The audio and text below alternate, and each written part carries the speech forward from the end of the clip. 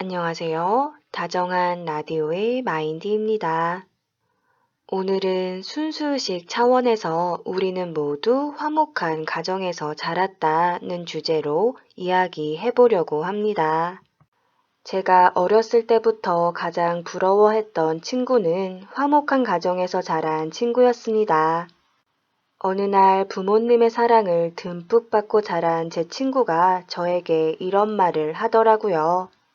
마인디야, 나는 나중에 커서 아빠 같은 사람이랑 결혼하는 게 소원이야. 너도 그래? 저는 그 말을 듣자마자 그 자리에서 펑펑 울었습니다. 갑자기 어렸을 때부터 아빠 때문에 마음고생했던 날들이 주마등처럼 지나가면서 주체할 수 없이 눈물이 쏟아지더라고요. 제 친구를 당황스럽게 하고 싶진 않았는데 저도 어쩔 수 없었습니다. 성인이 된 후에도 부모님 이야기만 나오면 의기소침해질 때가 많았습니다.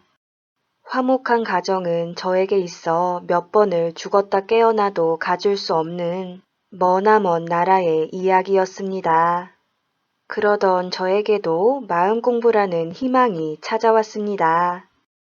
물질 세계가 제가 경험할 수 있는 유일한 세상인 줄 알았는데 순수 의식의 세계로 들어갈 수 있는 문이 저에게도 열리더라고요. 참나의 시각에서 봤을 때 에고의 세상에는 어린아이들밖에 없었습니다.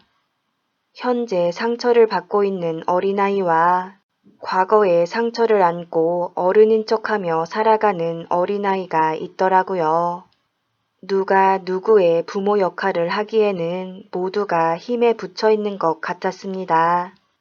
물에 빠져 있는 사람이 똑같이 물에 빠져 있는 옆 사람을 구조할 수는 없는 노릇이었죠.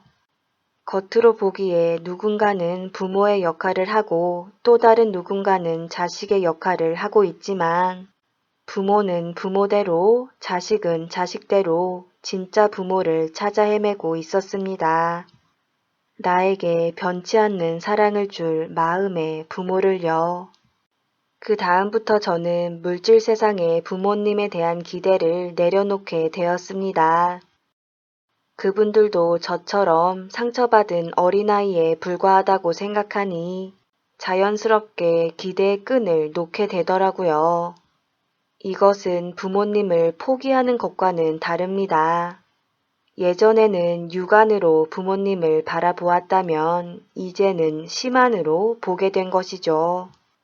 그런데 신기한 것은 어떤 마음을 내려놓으면 그 마음이 꼭 저에게 보답을 한다는 겁니다. 이상적인 모습의 부모님을 바라는 마음을 내려놓았더니 순수의식이 저에게 화목한 가정에서 자란 아이의 감정을 가져다 주더라고요.